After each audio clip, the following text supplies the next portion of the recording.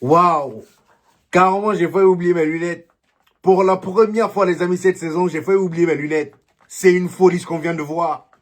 Là, on vient de faire le match presque parfait. Presque parfait.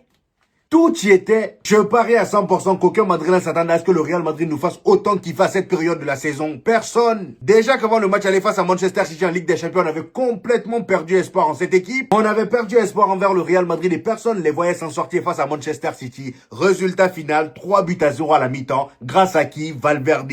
Valverde qui aujourd'hui, encore une fois, pendant que le Real Madrid galérait à se créer de réelles situations, c'est lui qui vient nous sauver. C'est lui qui vient nous sauver. Le gars, il est impliqué sur les 2 premiers buts. Il a encore impliqué sur les 2 premiers buts. 29 GA cette saison, les amis. Franchement, Valverde, il me choque. Sans même parler d'Arda Güler encore. Hein. Valverde, il me choque. Arda Güler, même, on va en parler après. Parce que ce qu'il vient de faire là aujourd'hui, franchement, c'est... Non, les amis, c'est ça, moi, je veux. C'est ça qu'on veut en tant que supporter. Quand on est devant notre télé, même quand, voilà, au début, c'est un peu ennuyant. Mais avant la fin, faites-nous kiffer. Faites-nous kiffer. Qui n'a pas pris plaisir aujourd'hui? Qui n'a pas pris plaisir aujourd'hui? Aucun supporter du Real Madrid, même les Barcelonais qui nous ont regardés aujourd'hui, personne ne dira qu'il n'a pas pris plaisir. À part si vous mentez. Franchement, à part si vous mentez, tout le monde a pris plaisir aujourd'hui. Même quand les jeunes sont rentrés en jeu, là même c'est encore plus kiffant. Les jeunes de la Castilla, nous aussi on a des cracks. Et je remercie Arbeloa qui met la lumière sur ce centre de formation depuis longtemps. C'est ce qu'on demande. Faites jouer les gamins de la Castilla. Ils sont là-bas, ils se gaspillent. Ils sont là-bas, ils se gaspillent. On les fait jamais monter. On est là, on part claquer des 100 millions sur d'autres gamins de d'autres clubs. Ils viennent 2-3 saisons. On n'entend plus parler d'eux. Ils flopent. Vous voyez? Donnons du temps de jeu à ces gamins. Aujourd'hui, Arbeloa a pris ses couronnes en deuxième mi-temps pour les faire entrer. Il y a eu 7 changements. Il y a eu 7 changements. Et pour ceux qui se demanderaient pourquoi on a eu autant de changements, c'est parce que voilà, il y a eu la règle, je sais pas quoi, commotion là, il y a une règle spéciale. En gros, lorsque quelqu'un a une grosse blessure sur la tête, par exemple, comme ce qui s'est passé aujourd'hui avec le joueur de Elche, et bah apparemment ce grand nombre de changements là est autorisé. Je pense que c'est ça, je m'y connais pas trop. Pour ceux qui savent exactement ce que veut dire cette règle, dites-moi ça en commentaire. Maintenant, revenons sur le match, moi c'est ça qui m'intéresse. Donc aujourd'hui les amis, comme vous avez pu le voir, on a reçu Elche à domicile. Elche qui était classé 17e avant ce match. Et nous, comme vous le savez, on est deuxième avec 4 points d'écart avec le FC Barcelone qui est premier. Donc grâce à cette victoire-là, on met la pression sur le FC Barcelone qui joue demain face à Séville. Je croise les doigts. Alexis Sanchez, je croise les doigts, s'il te plaît. Fais-moi plaisir. Demain, je compte sur toi. Là, je vais commencer à resupporter les adversaires du FC Barcelone. Parce que là, le moindre faux pas, on vous repasse devant. Et vu comment on est bouillant là en ce moment, bonne chance. Vu comment on est bouillant là en ce moment, j'ai pas envie de m'enflammer non plus parce qu'on sait très bien avec qui on a affaire. C'est le Real Madrid, hein. C'est le Real Madrid, bipolarité x2, on le connaît. Mais comme je le dis tout le temps, permettez-moi d'être heureux. Tout ce qui est en train de se passer là en ce moment avec le Real Madrid, la victoire face à Manchester City alors qu'on s'y attendait pas. Aujourd'hui, le 4-1 dans la griffe de, comment elle s'appelle, Elche. Croyez pas que ça me rend serein pour la suite de la saison à 100%, jamais de la vie. C'est juste que ça fait du bien. On a trop souffert cette saison, franchement. Vous-même rappelez-vous d'où on vient? Les histoires de Xabi Alonso, Kylian Mbappé, les dézonages, le vilain football qu'on proposait. Et là, je sais pas ce qui se passe. Dans une période où normalement on n'attend rien, vu le nombre de blessés qu'on a. Moi, c'est ça que je trouve bizarre. Avec le Real Madrid. Normalement, c'est là même on est censé être nul à chier. Eh ben non, on n'est pas nul. C'est là même on est encore plus fort. Parce que le Real Madrid, depuis le début de la saison, on n'a jamais été aussi fort. On n'a jamais été aussi fort. On n'a aucun gros leader devant. Il y en a qui diront, oh, on a Vinicius. Mais Vinicius, depuis, est-ce que la dernière fois il a marqué? Non. Aujourd'hui, il a marqué. Non. On l'a même pas vu tant que ça. On l'a même pas vu tant que ça. C'est Valverde qui prend ses responsabilités et les gens autour de lui grâce à leur déplacement. Grâce à leur déplacement. Et je vous préviens, ceux qui viendront dire en commentaire, oh, c'était Elche en face, calme-toi. Eh ben non. Au match alors, on avait fait match nul 2-2. On avait fait match nul. Et si aujourd'hui on gagne, c'est pas anodin. C'est parce que l'équipe, les amis, s'est améliorée. Tactiquement parlant, on est meilleur. Et je pense que ça, on le doit en grande partie à Valverde. Valverde et Thiago Pitarch. Parce que là, le milieu, c'est... Je vois plus trop de bizarreries comme avant. Pendant qu'il y avait les Jude Bellingham, les Arda Güler qui se marchaient sur les pieds. Je vois plus trop ça. Thiago Pitarch, depuis qu'il a intégré ce milieu-là, ça y est. Tout est clean. Même si son match d'aujourd'hui était moins bien que le match face à Manchester City. Mais aujourd'hui, dans l'effort, fallait voir. Le gars, il se bat. Grâce à sa présence dans le milieu avec Tchouaméni à ses côtés, Valverde est beaucoup plus déchargé. Il n'est pas obligé de se taper tout le boulot défensif, raison pour laquelle le gars semble beaucoup plus libre. Et quand je vois à quel point Valverde en tant que numéro 10, ça fonctionne aussi bien, je commence à avoir peur du retour de Bellingham. Le retour de Jude Bellingham et Kylian Mbappé va poser problème. Parce que moi, Valverde, là, je veux continuer à le voir comme ça jusqu'à la fin de la saison, même la saison d'après. Même la saison d'après. Parce qu'au moins, avec lui, on est sûr de marquer dans n'importe quelle position. Regardez, face à Manchester City, même aujourd'hui, il était partout. Défensivement, il est là, il court partout. Faut plus lui dire, oh, reste là. Non, jamais. Arbeloa, s'il te plaît, toi-même, tu vois comment il est, non? Jamais. Même au retour de Jude Bellingham, si, mais, quitte à mettre Jude Bellingham sur le banc, je m'en fous. Vous-même, voyez comment on joue sans eux. Vous-même, voyez comment on joue sans eux. Moi, je vous l'ai toujours dit, je suis pas un supporter de joueurs, que ce soit Jude Bellingham ou je ne sais qui, Vinicius, Kylian Mbappé. Du moment où mon équipe joue bien, c'est tout ce qui m'importe. Le reste, là, je m'en fous. Donc, s'il vous plaît, Valverde, ne le touchez plus. Laissez-lui sa liberté. Laissez-lui sa liberté. Le gars, il est partout.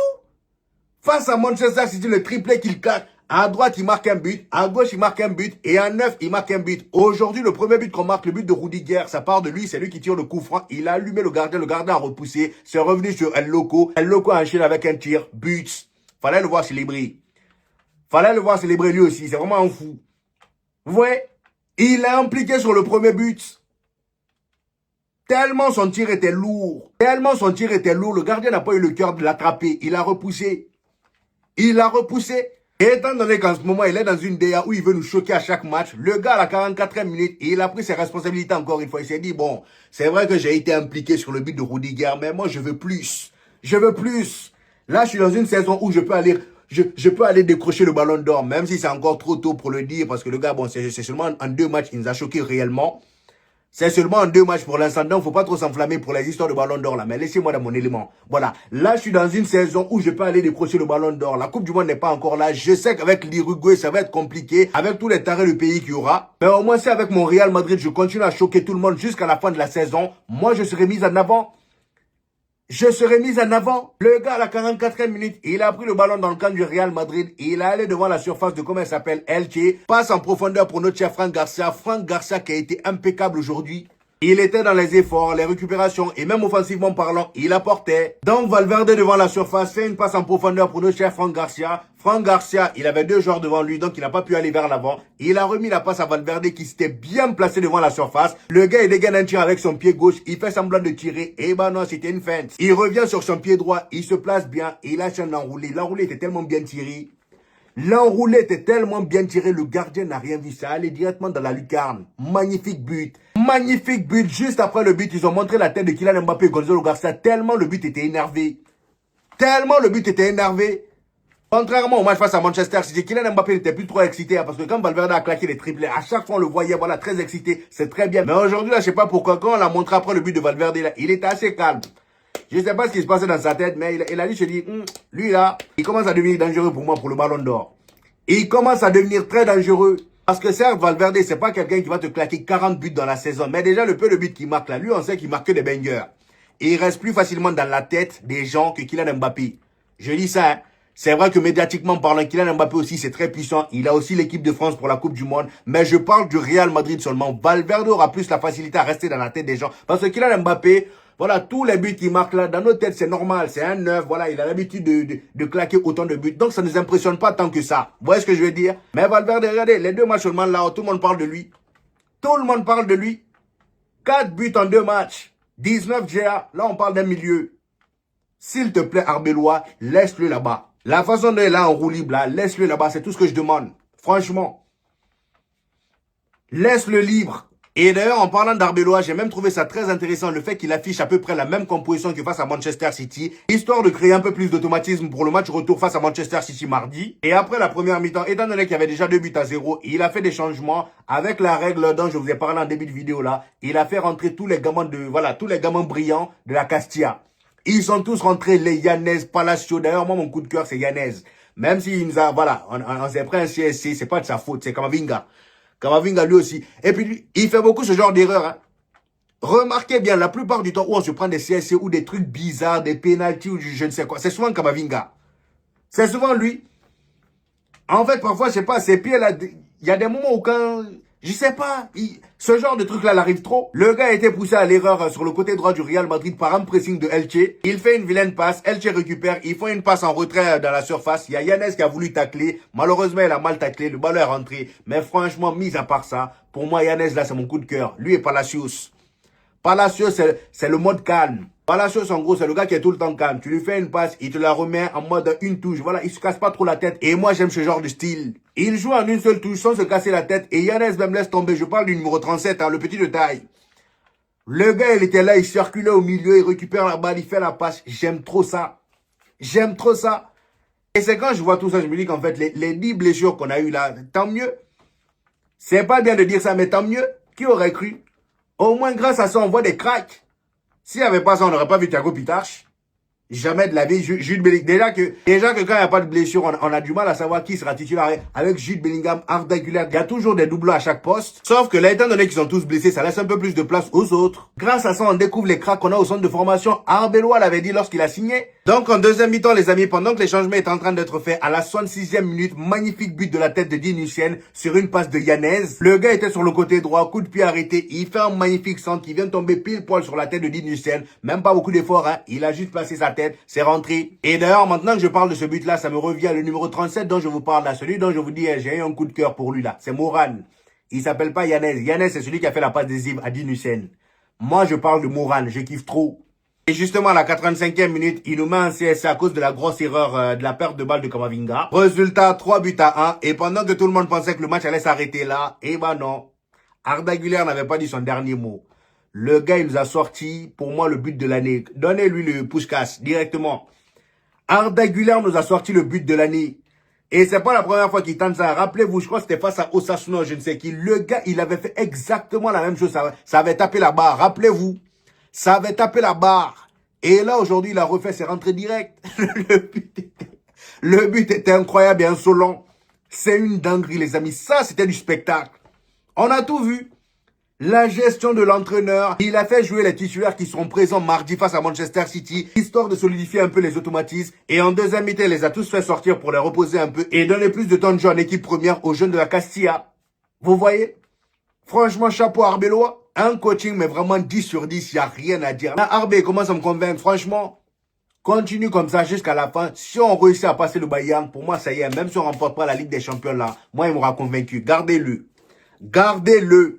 Le seul gros problème dans toute cette histoire-là, c'est que certes, aujourd'hui, on joue bien sans les blessés. Mais bon, ça va pas continuer comme ça. On le sait très bien. Au retour des blessures, on va retomber dans le travers. En tout cas, il y a une forte probabilité qu'on retombe dans le travers. Étant donné que, voilà, le football qu'on est en train de jouer là, les cancres qui sont blessés actuellement là, eux, ils maîtrisent pas ça. Ils maîtrisent pas ça. Vous voyez? J'ai peur qu'on retourne encore dans le train de, voilà, tout le temps, c'est Kylian Mbappé qui marque. On en a marre. Franchement, moi, j'aime bien quand tout le monde marque comme ça. Tout le temps, Kylian, c'est... Brahim Diaz, pour moi, top performance de sa part, même si c'était pas son meilleur match non plus. Et défensivement parlant, Rudiger a été bon, Dean Huijsen pareil, Franck Garcia, magnifique, Thibaut Courtois laisse tomber comme d'hab. Lui-même, il n'y a même pas besoin d'en parler. Regardez l'arrêt qu'il fait vers la fin. Magnifique arrêt. Moi, je pensais que c'était rentré à le but. Il fait un magnifique arrêt vers la fin. Le seul qui m'a un peu déçu défensivement parlant aujourd'hui, c'est Carvajal, un peu trop lent. Tu sens que, ouais, le gars, il commence à être rouillé. Mais c'est pas grave, mon ami, on t'aime quand même. Bref, en tout cas, c'était mon avis sur ce match. J'espère que vous avez kiffé la vidéo. Dites-moi en commentaire ce que vous en avez pensé. Je n'hésiterai pas à vous répondre comme d'habitude. N'oubliez pas le petit pouce bleu qui fait toujours plaisir, les gars. Ça aide au référencement. Pour tous ceux qui viennent de découvrir cette chaîne, ici, on fait des vidéos débriefs des matchs du FC Barcelone et du Real Madrid. Et quand il n'y a pas de match, on fait des vidéos actualité. Donc, abonnez-vous pour ne rien rater. Et on se dit au prochain épisode, les gars. Peace!